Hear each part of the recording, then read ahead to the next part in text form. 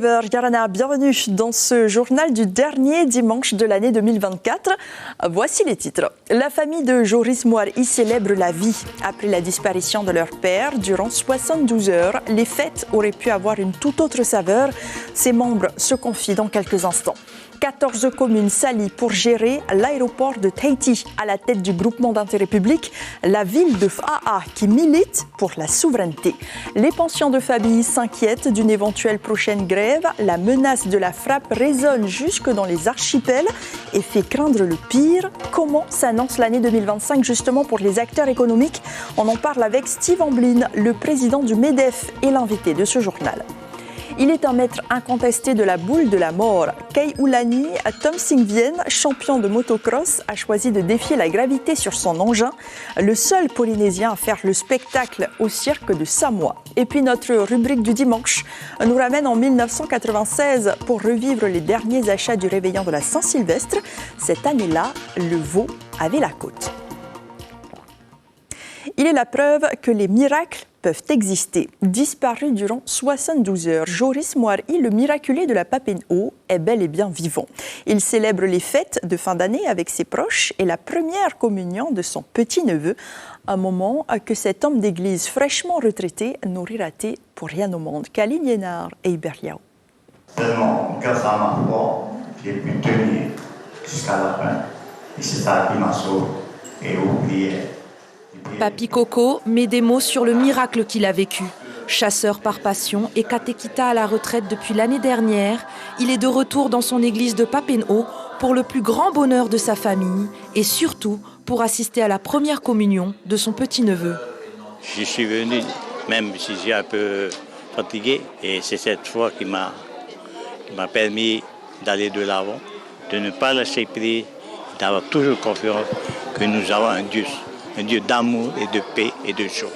Et c'est ce que vous transmettez aujourd'hui à votre motoir. Voilà, je transmets ça à mes enfants, à mon motoir. Son Otoa, Hariboy, vit aujourd'hui l'une des grandes étapes de la vie religieuse catholique. La première communion est nécessaire avant la confirmation, puis le mariage. J'aime bien mon papi, ma mamie et ma famille. Tout le monde réunit ici. T'es heureux? Oui. Et c'est quoi la suite? Là, vous allez faire quoi? On va rentrer, baigner. Après, je vais y aller à la piscine. Et manger tous en famille? Oui. À quelques minutes de l'église, sur les hauteurs de Papineau, le banquet est prêt. Papi Coco et sa femme Antonina ont bâti leur foyer autour de leur foi et de leur amour. 40 ans de mariage et 50 ans de vie commune. On était contents aujourd'hui parce qu'il est parmi nous, Eda. Et puis, il y a la première communion de notre moto. Et il est très content parce que de se retrouver tous ensemble. Toute la famille se réunit quand il y a des grandes manifestations. La famille, ma famille de madame. Tous ensemble, nous sommes toujours réunis. Il y a une fête. Tu es heureux d'être là aujourd'hui? Ah oui, avec ma famille. Mes copains, les chasseurs qui sont là. Papi Coco, entouré de sa famille de sang et de cœur, a retrouvé le bonheur d'un quotidien plein de foi, d'amour, de joie et de paix. Il s'agit du plus grave et du pire accident d'avion de l'histoire de ce pays. En Corée du Sud, le crash d'un avion de ligne fait 179 morts à son atterrissage. Cela s'est passé ce dimanche. Les deux seuls survivants sont un homme de 33 ans et une femme de 25 ans, tous deux membres de l'équipage. La cause présumée de l'accident serait une collision avec des oiseaux combinés à des conditions météorologiques défavorables. Mais la raison exacte sera annoncée à l'issue d'une enquête. La bataille pour gérer l'aéroport continue et FAA entre dans la danse, pas toute seule, mais au sein d'un groupement avec d'autres communes. Après les sociétés Vinci et Aegis, le groupe d'intérêt public se porte candidat. Il s'agit du GIP Motutahiri qui devrait regrouper 14 communes. Et c'est assez rare pour être souligné. Oscar Temaru aurait réussi à rallier 13 maires à sa cause, qui est celle d'évincer les exploitants métropolitains selon ses termes et donc de conserver les bénéfices en Polynésie. Les détails avec Kaline Yenard et Hubert Liao. 63 ans après son inauguration, l'aéroport de Tahiti Fa'a montre des signes de vieillesse. Malgré sa nouvelle façade installée en mai, les usagers constatent le manque de rénovation au fil des ans. Je pense qu'il faudrait améliorer dans tout ce qui est sonorisation. Parce qu'au niveau des sièges qui sont là, on n'entend pas quand on appelle par exemple les passagers ou les vols. Il faut vraiment tendre l'oreille parce que cet haut-parleur-là, il n'est pas assez fort. Et au niveau aussi des toilettes, parce que des fois les toilettes sont pas très bons. Parce que quand il y a le monde comme ça, bien rempli, il faut nettoyer nos toilettes, il faut que ça soit bien. Au niveau des accès, pour des personnes à mobilité réduite ou un peu plus mobiles, je pense qu'il y a une amélioration à faire à ce niveau-là. En descendant de l'avion, par exemple, il devrait y avoir un accès immédiat aux personnes de cette catégorie-là. Vinci et Aegis sont candidats à la reprise de la concession d'aéroport. La CCISM souhaite une alliance mais ne veut pas communiquer pour l'instant. Le GIP Motu Tahiri, créé le 13 décembre dernier, est un groupement d'intérêt public associant plusieurs communes de Tahiti, qu'importe le bord politique. Qui va permettre de rénover cet aéroport et le développer. On est tombé d'accord sur une répartition à 51% pour la commune de Fa'a, qui est moteur dans ce projet, 39% pour les autres communes et 10% au maximum pour les privés. Voilà. Notamment le BTP qui devra amener des agrégats. Le GIP Motu Tahiri regroupe toutes les communes de Tahiti, sauf Pun'auia, Mahina, Arué, Pir'e et Mo'orea, qui ont jusque fin janvier pour se prononcer. Pourquoi on a été adhéré? C'était juste pour, à la demande de notre président de Terehiamanu, Terry Alpha. C'était pour aider à la demande de notre maire de Fa'a. On verra après, si toutefois la GIP aura le marché. Mais sinon, ils n'ont rien demandé de pourcentage. Si on doit payer quelque chose par le biais de la commune, non. Pour le financement, donc ça c'est assez technique, mais je préfère attendre un peu, sachant que notre dossier est toujours en consolidation. Donc ça serait un projet porté par des actionnaires privés, bien sûr. Date limite du dépôt des candidatures, le 4 février prochain. Le début de la nouvelle concession de l'aéroport de Tahiti Fa'a est prévu en 2027 pour une durée de 40 ans. Et l'ombre d'un deuxième mouvement de grève de la frappe plane au-dessus des pensions de famille, car c'est une certitude. Si une seconde grève devait avoir lieu, cela pourrait porter un coup fatal au tourisme. Les pensions de famille, premier locuteur des touristes en vacances, ne pourraient pas supporter le préjudice. Pire encore, la Polynésie pourrait être une destination oubliée. Nicolas Suire, Mirko Vanfou. Gérer une pension de famille, pas facile lors de la saison des pluies. C'est une période durant laquelle les touristes sont peu nombreux. Mais si en plus, des grèves de transport perturbent les arrivées et départs, cela devient un casse-tête. Dans notre pension, nous avons des gens qui reviennent pour la 3e et 4e fois. Et ce genre de répétition de grève pourrait ne pas ramener des gens à venir 2 ou 3 fois chez nous. Ils viendront une fois, puis ils reviendront probablement plus. Voilà.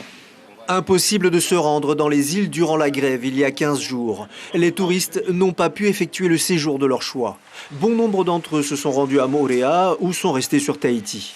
Mais d'autres ont été bloqués dans les îles avec le sentiment d'avoir été pris en otage. Ceux-là ne dépensent pas d'argent et font une mauvaise réputation aux Fénois. Tous les touristes de l'atoll étaient bloqués et n'ont pas pu repartir.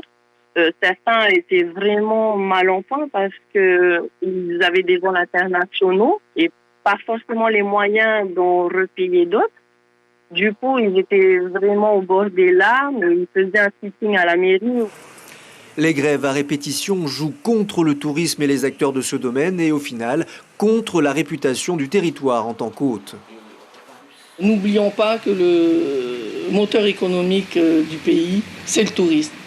Et qui dit touriste, dit restaurant, dit taxi, dit transfert, dit voilà. Impact sur les safari tours, impact sur l'hébergement, impact sur l'artisanat, etc.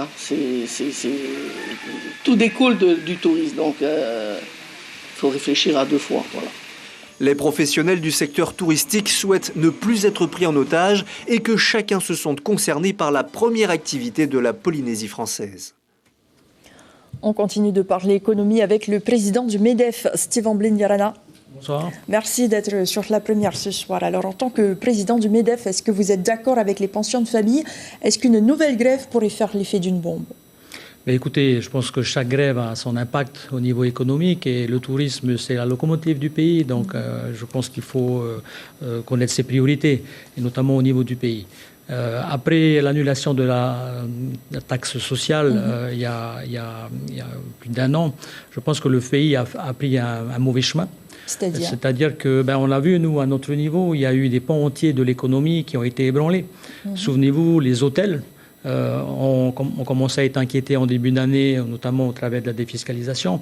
Il y a eu également les concessionnaires et les importateurs de matériaux de construction qui aujourd'hui sont les grands perdants de la loi fiscale qui, je vous rappelle, a été rétoquée 2 fois par le Conseil d'État. Aujourd'hui, les commerces, les petits commerces sont en souffrance avec au 1er mars une rallonge de la liste des PPN.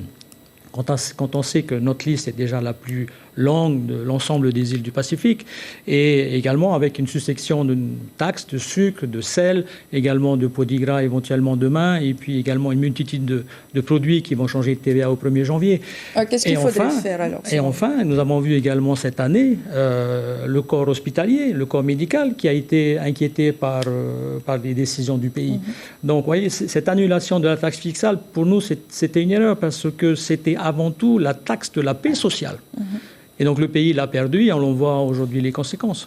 Et puisque vous parlez de la TVA sociale concernant la réforme de la PSG, plus précisément celle du RNS, elle vise entre autres à soumettre à cotisation les parts des bénéfices attribués à chaque actionnaire des entreprises et les revenus locatifs à partir de 250 000 francs. En gros, il s'agit de prélever les cotisations sur les revenus immobiliers. La CPME dit non. Qu'est-ce que dit le MEDEF? Nous sommes d'accord sur les intentions. Là où nous ne sommes pas forcément d'accord, c'est sur le constat. C'est-à-dire que le ministre met en avant aujourd'hui un texte qui prévoit déjà que l'ensemble des revenus, alors il n'est pas très clair, il est assez général, mais que l'ensemble des revenus doivent être déclarés. Et cela inclut les revenus locatifs et également le revenu du capital. Alors sur les intentions, nous allons effectivement nous battre pour que le revenu du capital soit préservé, parce que l'entrepreneur aujourd'hui, c'est celui qui prend le plus de risques. Il n'a pas les mêmes avantages que le salarié. Lorsqu'il est malade, l'argent ne tombe plus. Et surtout, il doit se constituer sa propre retraite. Après, au sujet des revenus locatifs, effectivement, là encore, le ministre se défend. Le texte actuel de la CPS le prévoit déjà. Je pense que mettre en place un seuil de 250 000 francs, après le niveau est à discuter effectivement avec l'ensemble des partenaires sociaux, mais mettre un seuil qui vienne protéger les petits revenus, surtout que ce seuil est une valeur nette, c'est-à-dire après déduction des remboursements de capital. C'est-à-dire que si vous avez un loyer aujourd'hui de 400 000 francs et que vous remboursez 250 000 francs à la banque, vous avez donc un revenu net locatif de 250 000 francs, vous ne serez pas assujetti à cotisation. Est-ce qu'il y a eu des concertations avant que toutes ces décisions soient prises? Vous évoquiez tantôt les mauvaises décisions prises par le gouvernement. Est-ce qu'il y a eu des discussions avec tous les partenaires? Alors, on pense au sein du MEDEF que le ministre Mercadal, qui est un technicien, un spécialiste de ce secteur, aurait pu effectivement communiquer davantage et nous laisser le temps de digérer ces textes. Ça aurait évité toute cette confusion à laquelle nous avons assisté la semaine dernière. Mais d'une manière générale, que ce soit au niveau du ministre de l'économie et également du ministre de la Santé, il y a une vraie volonté de concertation et ça, c'est agréable. Pour revenir au sujet économique, il y a 2 mois, vous étiez très inquiet, vous parliez de récession. Est-ce qu'on y est ou pas? Alors, on y est presque. Alors, justement, le gouvernement m'a rétorqué que des experts de Paris disaient qu'il n'était pas nécessaire de s'inquiéter. Excusez-moi, mais depuis la Nouvelle-Zélande, la semaine dernière, est tombée en récession. Nous connaissons les difficultés politiques en France, dans l'Hexagone également en Nouvelle-Calédonie et bientôt dans d'autres pays européens. Et puis il y a également cette escalade d'actions militaires dans le monde. Donc nous sommes très inquiets pour l'année 2005 et nous pensons malgré tout qu'il faut se préparer et surtout préserver l'entrepreneuriat, faire en sorte que notre société soit la plus libérale possible pour que chacun d'entre nous, celui qui a envie de réussir et qui a envie de travailler, puisse justement réussir et et accomplir ses rêves au travers d'une entreprise. Et aujourd'hui, le pays dispose d'une trésorerie de 51 milliards de francs Pacifique. À l'aube de cette supposée récession que vous envisagez, est-ce que c'est une bonne idée d'avoir fait des économies ou au contraire, il faut investir? Bien sûr que non, ce n'est pas une bonne idée puisque ce pays appartient à la population et aux entreprises. Il est issu de taxes et impôts divers. Donc nous mettons la pression auprès du ministre de l'économie pour que cet argent soit rendu à l'économie, notamment au travers du logement. Il y a, nous voyons au sein de nos sociétés, nombreuses personnes qui sont à la recherche d'emploi et qui arrivent de Nouvelle-Calédonie et de France. Ça crée une bulle spéculative au niveau immobilier, ce qui fait que nos enfants aujourd'hui ne peuvent plus accéder à l'acquisition et ni à la location de logements. Donc il est temps de lancer des chantiers qui favorisent la création de logements pour nos jeunes. Alors, le pays assure que sur ces 51 milliards de trésorerie, 30 milliards sont dédiés à des projets de construction. Est-ce que vous savez lesquels? Est-ce que vous en avez discuté avec le gouvernement? C'est assez confus et là encore, le pire, c'est que ce que nous craignons, c'est que l'administration publique, notamment les services de l'administration, ne soient pas à la hauteur des challenges de demain. Et donc, oui, nous faisons confiance au ministre. Pour l'instant, il est rassurant, mais nous attendons, nous continuons d'attendre. Donc, c'est assez urgent. Vous dites qu'aujourd'hui, il n'y a pas de ligne claire, il n'y a pas de cap. Il n'y a pas de cap, et donc c'est la raison pour laquelle le MEDEF a commencé un travail pour justement élaborer un plan de développement économique sur les 10-15 prochaines années, et nous allons rendre nos travaux approximativement au mois d'avril. Très rapidement, Steve Omblin, pour terminer, pour le MEDEF, quels sont les 2 dossiers prioritaires pour 2025, sans quoi les entreprises auraient vraiment du mal à s'en sortir? Je pense que, vu que le pays dispose de cette épargne massive en milliards et que les travaux n'aboutissent pas, je pense qu'il faut envisager une baisse d'impôts, certainement douanières, qui viennent réduire encore le coût de la vie en Polynésie française. Après, nous savons, nous avons réussi à maîtriser l'inflation, 5% à l'étranger, seulement 1% en Polynésie. Mais qui a réalisé ce travail? Il n'y a pas eu de baisse d'impôts. Ce sont les entrepreneurs et leurs salariés qui ont réussi cette performance. Donc on ne peut que les féliciter pour ce qu'ils ont réalisé cette année. Effectué. Merci beaucoup. Merci. Steve Omblin, pour votre éclairage ce soir. Je rappelle que vous êtes le président du MEDEF. Merci. Maruru. Et ce dernier dimanche est consacré aux jeunes pour la paix dans le monde, pour les protestants du 1er arrondissement. Dans les temples de Pire et à Tautira, les fidèles se sont retrouvés pour passer leur matinée à prier, à chanter des psaumes, à écouter des sermons et à s'abstenir de boire et manger. Un symbole d'unité, de cohésion et de prière pour mettre fin aux persécutions.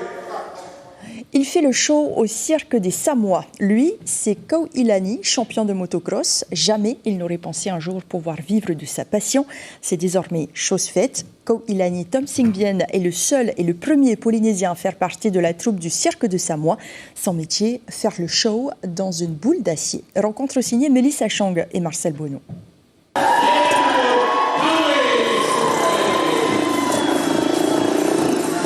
Kau Ilani, 24 ans, se lance dans le globe de la mort. 5 motos roulent à vive allure et enchaînent les figures, de quoi donner le tournis à ses proches. Au début de la prestation, je suis très inquiète. Je suis inquiète parce que le show il est très intense. À un moment donné, j'ai eu peur aussi pour le copain. J'avais cru qu'il allait se recevoir la moto sur la tête.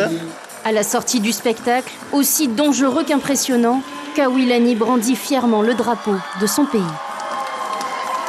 C'était un petit coup de frayeur là, j'ai failli tomber, mais bon, ça s'est bien passé au final et je suis très content qu'il n'y ait pas eu d'accident. Il aura fallu seulement une dizaine de jours d'entraînement pour que le jeune motard apprenne les rudiments du globe. Le seul Tahitien du cirque de Samoa est doué. Il pratique le motocross depuis ses 8 ans et participe régulièrement aux compétitions dans sa discipline. Il comprend très vite les instructions pour le globe. Il fait attention. Il est très bon pour ce spectacle. C'est une fierté déjà de représenter Tahiti au cirque de Samoa et je suis heureux de ce que je fais là en ce moment. Le jeune homme n'a pas fini d'étonner son public. Ses prouesses sont à admirer jusqu'au 9 février sur le site de Utumaoro. Bientôt 2025. Dans 2 jours, nous célébrerons l'entrée dans la nouvelle année. Et comme pour le réveillon de Noël, vous serez nombreux à faire le tour des supermarchés pour trouver le dernier ingrédient manquant. Sachez qu'en 1996, c'était aussi le cas, mais les choses étaient un peu différentes. Vous allez le voir dans notre Fénois d'avant de ce dimanche, un reportage de Bernard Goulet et Guy Ledu.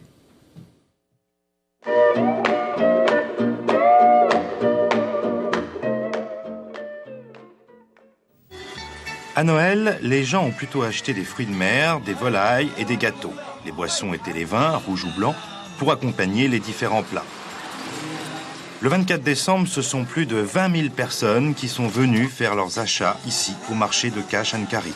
Pour les responsables, c'est ce jour-là que se fait le plus gros chiffre d'affaires de l'année. Juste derrière arrivent les 30 et 31 décembre, avec presque autant de clients. Et aujourd'hui, le menu est moins divers, c'est le veau qui prime, et certains ont des préférences quant à la façon de le cuire. À la broche. On le fait à la broche, à une broche, en fumée quoi. Ce sera pas mal quoi. Quelques 700 veaux et autant d'agneaux ont été vendus aujourd'hui. Et en ce jour de fin d'année, chacun a mûrement réfléchi à son menu. Plat chinois avec du riz, de même un téti. Du veau, des huîtres, des radins et demain, un grand festin à Tahiti comme d'habitude. La dinde, tout ça, les huîtres, les boules, un peu de sashimi. Et demain? Et demain, c'est pareil. C'est la grande fête, quoi. Aujourd'hui, le marché avait en stock plus de 36 000 bouteilles de bière. Et à 19h à la fermeture, tout a été presque vendu. Alors prudence si vous devez prendre le volant après votre dîner de réveillon. C'est la fin de ce journal. Voici l'information principale. Les pensions de famille inquiètent vis-à-vis d'une possible grève de la frappe qui paralyserait toute l'activité aéroportuaire dans les îles. Pour certaines, cela pourrait être un coup fatal qui signerait la mort de leur activité. Après cette édition, retrouvez la série Nautilus, puis une émission de divertissement, danse et chorale folklorique.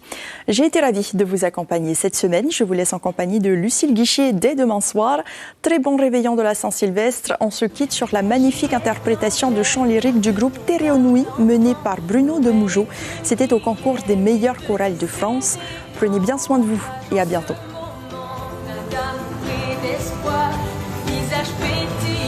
La joie dans le regard. J'ai pris du beau sapin, brillant de mille couleurs.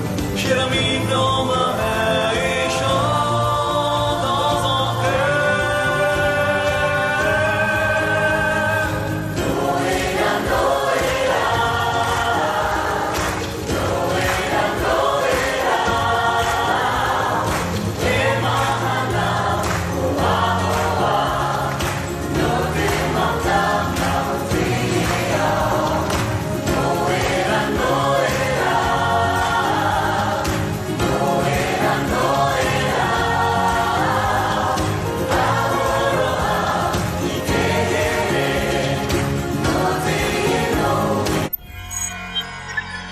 Retrouvez ce programme en replay sur notre site internet.